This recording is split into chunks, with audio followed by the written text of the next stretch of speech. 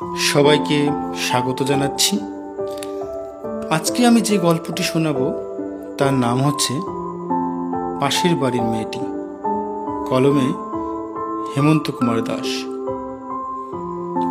তখন আমার বয়স 16 কি 17।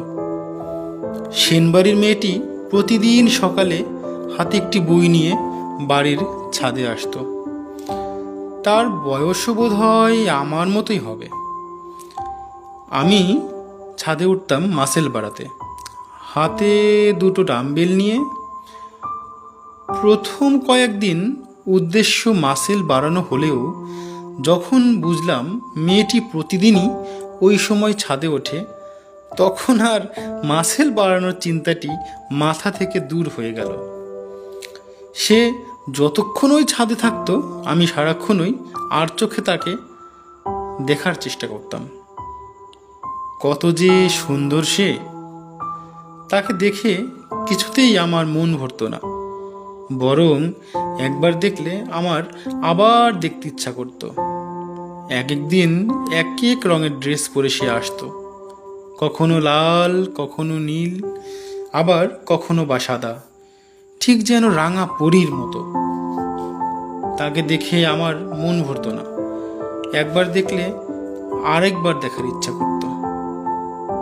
ওদের বিল্ডিং আর আমাদের বিল্ডিং যদিও পাশাপাশি ছিল, তবুও কখনো আমাদের মাঝে কথা হয়নি। একদিন আকাশটি অনেক মেঘলা ছিল, কিছুক্ষণের মধ্যেই বোধহয় বৃষ্টি ঝরবে এমন একটি ভাব ছিল, সাথে ঠান্ডা বাতাস। আমি ছাদে উঠে দেখি লাল রঙের একটি গাউন পরে সে ছাদে দাঁড়িয়ে আছে। কি যে অপূর্ব লাগছে তাকে! সেদিন আর নিজেকে সামলাতে পারলাম না, কথা বলেই ফেললাম। আমি বললাম, কোনো একটি গল্পে আমি পড়েছিলাম যে বৃষ্টি নামার ঠিক আগ মুহূর্তে আকাশের পরীরা পৃথিবীতে নেমে আসে। আজ দেখি সত্যিই পরী নেমে এসেছে।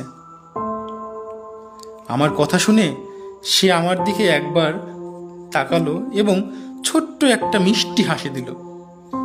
তারপর কিছুক্ষণ নীরবতা। হঠাৎই ঝোড়ো বাতাস শুরু হলো। ওর ছেড়ে দেওয়া চুলগুলো ভীষণ উড়ছিল, তার সাথে যেন আমার মনটিও আকাশে উঠছিল। সে বারে বারে এলোমেলো চুলগুলোকে ঠিক করার বৃথা চেষ্টা করছিল। আমি বললাম, যদি অনুমতি পাই তাহলে এলোমেলো চুলগুলোকে ঠিক করে গুছিয়ে রাখার দায়িত্বটি আমি নিতে চাই। আমার কথা শুনে সে আবার হাসলো, মাটির দিকে তাকিয়ে বলল, আমি প্রতিদিন বিকালে বড় দিঘির ওই পারে টিউশন পড়তে যাই। কেউ যদি আমাকে প্রতিদিন এগিয়ে দিতে চায় তাহলে দিঘির পাড়ে আসতে পারে।